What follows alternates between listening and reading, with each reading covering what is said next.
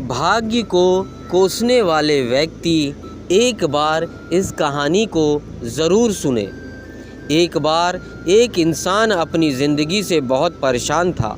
वह हर समय अपने आप को कोसता रहता था कि क्या ज़िंदगी मिली है, मुझे क्या जीवन है, हर परेशानी मेरे साथ ही है, हर दुख मुझे ही आकर धरता है, हर झंझट मेरा ही सिर पड़ती है। एक दिन इसी तरह अपने आप को बैठा हुआ कोस रहा था कि क्या नसीब है मेरा, क्या किस्मत है मेरी, क्या ज़िंदगी है मेरी।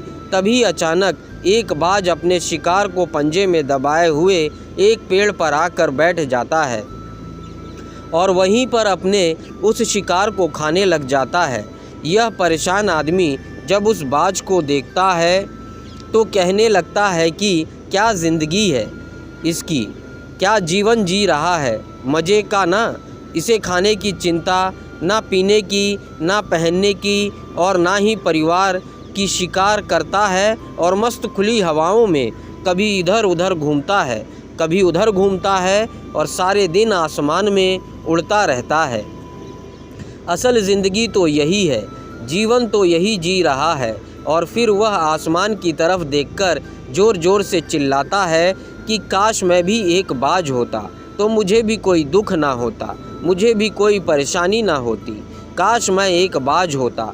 जब वह 2 से 3 बार ज़ोर ज़ोर से चिल्लाता है कि काश मैं भी एक बाज होता तो मुझे भी कोई दुख ना होता, मुझे भी कोई परेशानी ना होती, तो अचानक आसमान में बिजली कड़कने लग जाती है और आसमान से आवाज़ आती है कि हे इंसान, क्या यह हमने सच सुना कि तू हमारी दी हुई ज़िंदगी से परेशान है और तू एक बाज बनना चाहता है। तो इस आकाशवाणी को सुनकर यह इंसान हैरान रह जाता है और आसमान की तरफ देखकर कहता है कि हाँ, सच में अपनी इस ज़िंदगी से मैं बहुत परेशान हूँ, क्योंकि हर परेशानी मेरे साथ ही है, हर दुख मुझे ही है, हर तकलीफ़ मेरे ही साथ है। तो आसमान से फिर आवाज़ आती है कि हे इंसान, एक बार फिर सोच ले, हमने तुझे बड़ी प्यारी ज़िंदगी दी है, लेकिन अगर फिर भी तू चाहता है कि हम तुझे बाज बना दे तो हम तुझे बाज बना देंगे, लेकिन अगर एक बार हमने तुझे बाज बना दिया तो फिर हम तुझे बाज से इंसान बनना दोबारा नहीं बनाएंगे। तो यह आदमी तुरंत जवाब देता है कि मैंने अच्छी तरह से सोच लिया है कि मुझे बाज ही बनना है और एक बार बाज बनने के बाद मैं दोबारा कभी नहीं कहूँगा कि मुझे इंसान बनना है। तभी ऊपर से आवाज़ आती है कि जैसी तुम्हारी इच्छा, और वो इंसान बाज बन जाता है। बाज बनते ही वह इंसान खुली हवाओं में उड़ने लगता है। कभी उड़ता हुआ इधर चला जाता है, कभी उड़ता हुआ उधर चला जाता है और सोचता है क्या मज़े हैं ज़िंदगी के। असल ज़िंदगी तो यही है ना, कोई चिंता ना, कोई परेशानी ना, कोई डर, सारा दिन ऊंचे आसमान में उड़ते रहना है। 2-3 मिनट पंख मारता है, उसके बाद पंख मारना बंद कर देता है और लंबे समय तक हवाओं में तैरता रहता है।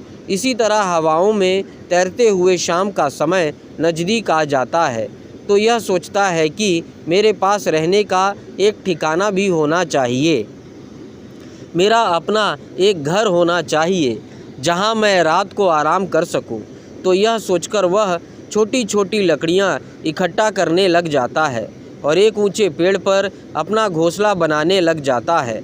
एक लकड़ियां इकट्ठा करके वह अपने लिए एक सुंदर सा घोंसला तैयार कर लेता है और रात में उसी में सो जाता है और सोचता है सुबह उठकर शिकार भी करूँगा और सुबह उठकर फिर से मौज मस्ती भी करेंगे, खुली हवाओं में उड़ेंगे। सुबह होते ही वह शिकार की तलाश में निकल पड़ता है, हवाओं में उड़ता रहता है। ऊपर से जाकर देखता है कि कहीं ज़मीन में मुझे कोई शिकार नज़र आए तो मैं तुरंत जाकर उसे दबोच लूँ और वहीं पर खा लूँ, लेकिन उसे कोई शिकार नज़र नहीं आता। काफ़ी समय बीत जाता है, वह लगातार ऊंचाई से शिकार को ढूंढता रहता है, लेकिन उसे कोई शिकार नहीं मिलता। फिर पास एक जंगल होता है, यह उस जंगल में चला जाता है, यह सोचकर कि शायद वहाँ कोई अच्छा सा शिकार मेरे हाथ आ जाए। यह जंगल के ऊपर उड़कर शिकार को ढूंढता रहता है। जंगल के अंदर जाकर भी शिकार को ढूंढता है, लेकिन इसे वहाँ भी कोई शिकार नहीं मिलता। शाम को समय नज़दीक आती है तो मायूस होकर वापस अपने घर लौट जाता है। एक बीमार चिड़िया पर उसकी नज़र पड़ती है जो कि अस्वस्थ होती है। यह तुरंत जाकर उसे दबोच लेता है, उसके पंख निकालकर अलग कर देता है और उसे खा जाता है। उस चिड़िया को खाने के बाद वह अपने घोंसले की तरफ उड़ जाता है और रास्ते में सोचता है कि चलो बीमार चिड़िया ही सही, लेकिन कुछ तो खाने को मिला। अपने घोंसले पर पहुंचकर आराम करने लगता है और सोचता है सुबह एक अच्छा सा शिकार पकड़ूं और अपनी भूख मिटा लूँगा। जैसे ही सुबह का प्रकाश होता है निकल पड़ता है। अपने शिकार की तलाश में हवा में उड़ता रहता है, लेकिन आज फिर कोई शिकार उसके हाथ नहीं आता। काफ़ी समय बीत जाता है। यहाँ ऊंचाइयों पर जाकर अपनी तेज़ नज़रों से शिकार को ढूंढने की पूरी कोशिश करता है, लेकिन इसे कोई भी शिकार नज़र नहीं आता। फिर यह पास के उस जंगल की तरफ चला जाता है, लेकिन इसे वहाँ भी कोई शिकार नहीं मिलता। इस प्रकार पूरे दिन उड़ते उड़ते शाम का समय नज़दीक आ जाता है तो यह निराश होकर वापस लौटने लगता है और रास्ते में एक पेड़ पर आकर बैठ जाता है।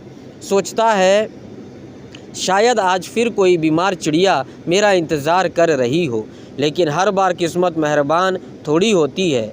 आज इसे कोई बीमार चिड़िया नहीं मिलती। यह थक हार कर वापस अपने घोंसले की तरफ चल पड़ता है और घोंसले पर पहुंचकर भूखा प्यासा ही सो जाता है और सोचता है कल सुबह एक बड़ा सा शिकार पकड़ूंगा और आज की भूख भी मिटा लूँगा। रात को अपने घोंसले में सोया होता है, गहरी नींद में होता है, तभी एक भयानक तूफ़ान आता है। इस तूफ़ान की हवा इतनी तेज़ होती है कि इसके घोंसले को उड़ाकर एक जगह फेंक देती है और कहीं दूर दूसरी जगह फेंकती है, और जहाँ पर वह गिरता है वहाँ नीचे एक नोकदार लकड़ी पड़ी होती है जो इसके पंजे में गड़ जाती है और इसे बुरी तरह घायल कर देती है। तूफ़ान के रुकने के बाद बारिश शुरू हो जाती है। तेज़ बारिश होती रहती है, पर यह किसी तरह से पेड़ों के नीचे छुपकर बैठा रहता है। बड़े मुश्किलों से इसकी रात कटती है, लेकिन यह बाज अब पहले के जैसा नहीं रहा। इसका पाँव बुरी तरह घायल हो चुका है। इसके पंजे में जो लकड़ी लगी थी उसकी वजह से इसका पंजा बुरी तरह छर बिछत हो गया है। और मैं आपको बता दूं कि बाज का जो पंजा होता है वह उसके शिकार को पकड़ने के लिए सबसे ज़रूरी होता है, क्योंकि बाज अपने पंजों से ही अपना शिकार को पकड़ता और दबोचता है, फिर अपनी चोंच के माध्यम से नोच नोच कर खाता है। लेकिन अब इस बाज का पंजा बुरी तरह से घायल हो चुका था और वह पिछले 2 दिनों से भूखा भी था। यह शिकार की खोज में थोड़ा सा उड़ता है और शायद फिर कहीं कोई बीमार चिड़िया इसे मिल जाए, लेकिन कहाँ बार बार कोई बीमार चिड़िया मिलने वाली थी। वह कुछ देर तक उड़ता है, लेकिन फिर भूख और दर्द के मारे थक कर एक पेड़ पर आकर बैठ जाता है।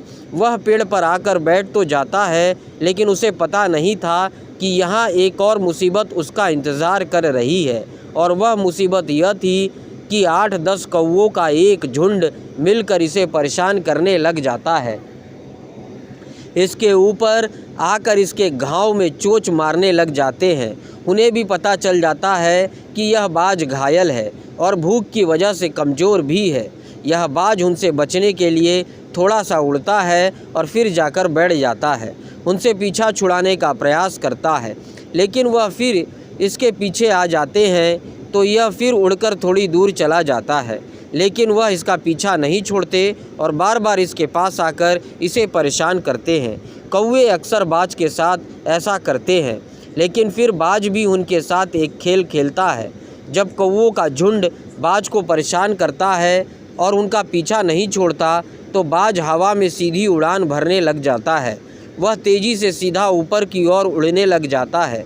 कौवे भी उसके पीछे उड़ते हैं, लेकिन कुछ देर तक उड़ने के बाद कौवे ऐसी ऊंचाई पर पहुंच जाते हैं जहां पर उन्हें ठीक से ऑक्सीजन मिलनी बंद हो जाती है। उनका दम घुटने लग जाता है, उनकी सांस रुकने लग जाती है और फिर वहाँ से ऊपर नहीं जा पाते, क्योंकि बाज तो बादलों से भी ऊपर उड़ सकता है, इसलिए वह तो ऊपर चला जाता है, लेकिन कौवा वहाँ से ऊपर नहीं जा पाते और वो नीचे आने लगते हैं। इस तरीके से बाज उनसे अपना पीछा छुड़ा लेते हैं, लेकिन ऐसा करने के लिए, इतनी ऊंचाई उड़ान भरने के लिए इस बाज के पास उतनी ताकत नहीं थी, क्योंकि यह भूखा भी था और घायल भी था। तो यह उड़ता और थोड़ी सी दूर जाकर बैठ जाता और कौवे फिर आकर इसे परेशान करने लग जाते। इस तरह भूख और घायल हालत में एक दिन गुज़र जाता है, दूसरा दिन गुज़र जाता है, तीसरा दिन गुज़र जाता है, लेकिन इस बाज की हालत में कोई सुधार नहीं हो रहा था।